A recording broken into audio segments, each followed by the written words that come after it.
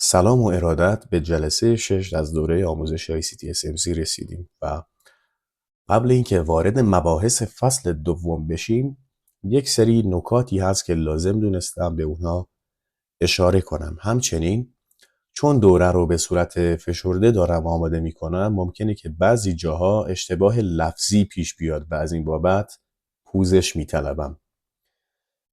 در طول برگزاری جلسات فصل اول اسامی مختلفی از یک مورد رو گفتم و هدف من از این کار اینه که شمایی که دوره من رو دارید آموزش میبینید با کسی که همین سبک رو از آقای X یا ادغام این سبک رو با یک سبک دیگه از آقای Y رو داره میبینه و چارت رو با شما به اشتراک میگذاره، اگه اسامی مختلفی دیدید تعجب نکنید.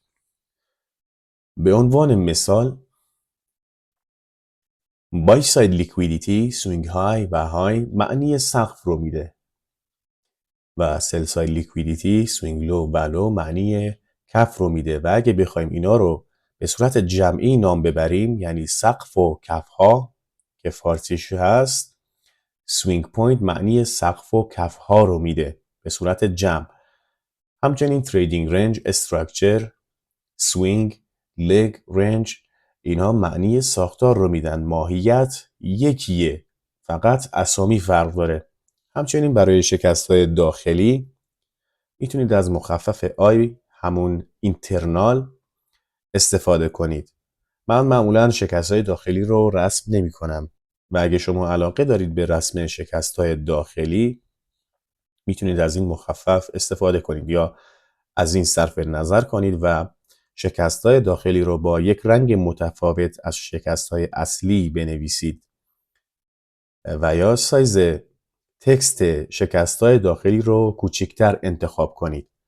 من تا زمانی که قیمت شکست‌های اصلی رو انجام نده شکست‌های داخلی رو رسم نمی‌کنم مگه اینکه اون شکست‌های داخلی زیادی طول بکشه و قیمت نوسانات زیادی داشته باشه و چاره‌ای جز معامله در شکست‌های داخلی رو نداشته باشم. چارت و پلتفرمی که روی اون هستیم چارت طلا در پلتفرم متا تریدر هست و قیمت 4332 رو اینجا نشون میده در حالی که قیمت فعلی طلا دور و بر 4700 دلاری هست و متا تریدر اطلاعات قیمت رو در سیستم ذخیره میکنه و الان به صورت آفلاین من روی این چارت هستم. در همین تایم فریم ما میخوایم که شکست ها رو دوباره رسم کنیم که قشنگ کار دستتون بیاد. همیشه رسم استراکچر رو از جایی شروع کنید که یک چنج آف کرکتر واضح یا بریک آف استراکچر واضحی رو ببینید. مثل اینجا یک بریک آف استراکچر واضح دارم میبینم. شما اینجا به بدقلقی متا تریدر پی میبرید.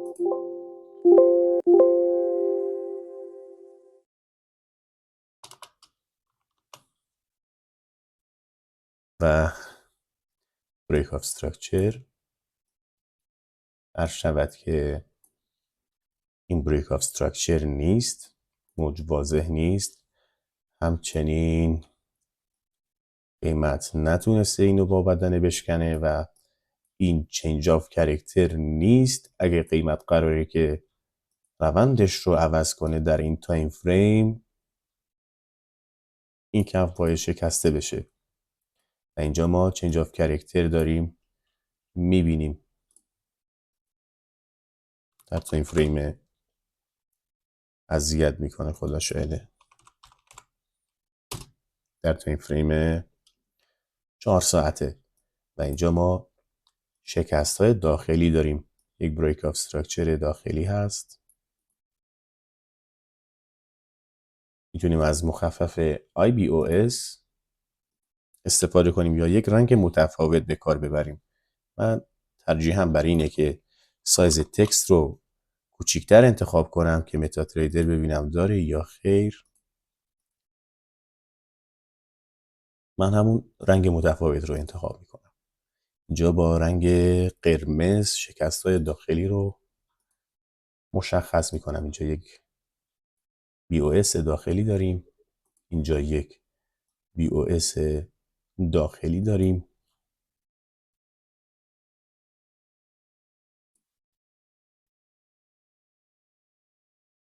امان امان.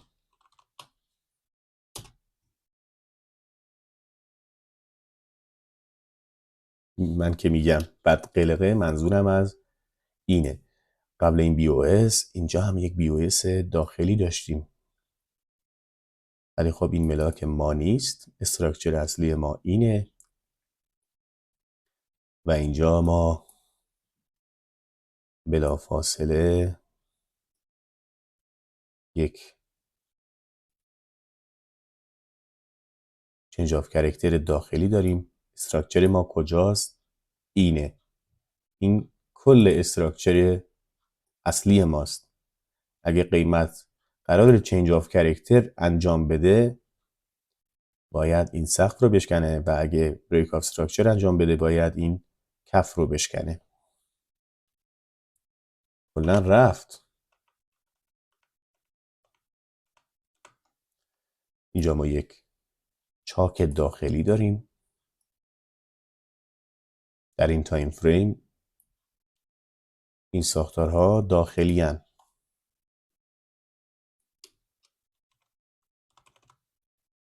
من ترجیحم بر اینه که از یک رنگ متفاوت استفاده کنم و توصیه میکنم که شما هم از همین روش استفاده کنید یا سایز تکست کوچکتری انتخاب کنید.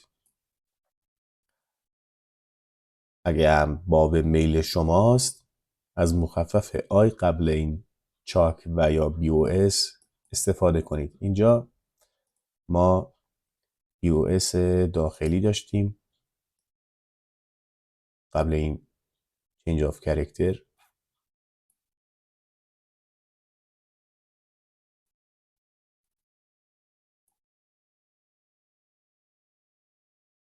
اینجا ما BOS داخلی داشتیم. حالا من رسمش نمی کنم، فعلا صرف نظر می کنم. قیمت بلا فاصله بعد این چنج آف کرکتر اینجا یک چنج آف کرکتر دیگه انجام داده. چرا من این رو ملاک قرار میدم؟ چون این BOS اینجا رخ داده. حالا من رسمش هم کنم. اینجا یک BOS داشتیم، BOS داخلی، و اینجا باز یک چاک داخلی داشتیم. همچنین اینجا یک BOS داشتیم. ما پول بک واضح هم نیست.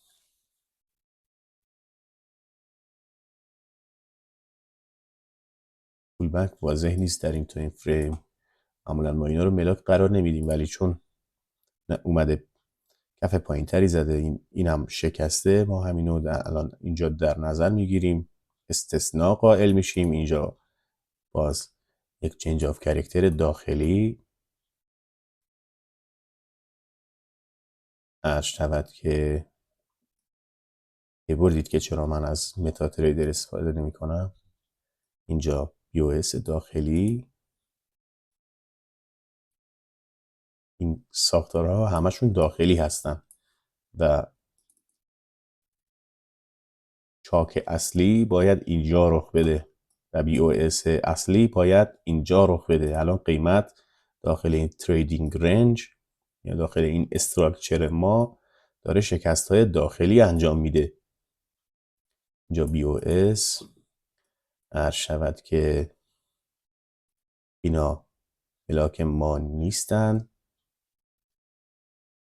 البته اینجا 3 تا کندل متوالی هم هست. من اینو در نظر میگیرم، 3 تا کندل متوالی طبق قواعدمون. این BOS این یکی نیست. عرض شود که اینجا یک BOS داخلی دیگه داریم. اینجا یک BOS داخلی داریم و اما قیمت سرانجام از اون تریدینگ رنج، از اون ساختار خارج شده و یک چنج آف کرکتر اصلی انجام داده. من اینو انتقال بدم به اینجا. روند ما در این تایم فریم اینجا شکست اصلیش رو انجام داد و روند صعودی بلند مدتمون همچنان پا بر جاست. اینجا BOS نداریم ولی این یکی BOS ماست و بلافاصله اینجا موقتاً یک چنج آف کرکتر داریم. رنگش هم عوض کنم اینو.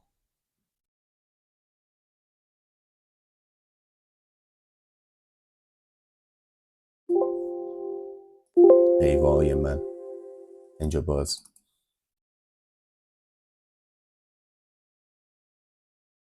چنج آف کرکتر داریم.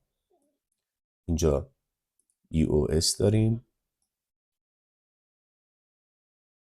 اینها اصلی هن. اونایی که رنگ مشکی هن اصلی هن. اینجا یک بریک آف استراکچر داریم و اگه قیمت موفق بشه اینو با بدنه بشکنه ادامه روند صعودی و روند صعودی تایید میشه.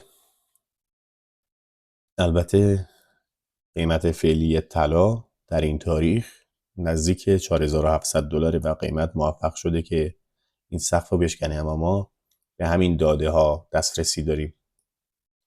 امیدوارم که اصل مطلب رو گرفته باشید و تا جلسه بعدی شما رو به خدای منان می سپارم. موفق و مؤید باشید.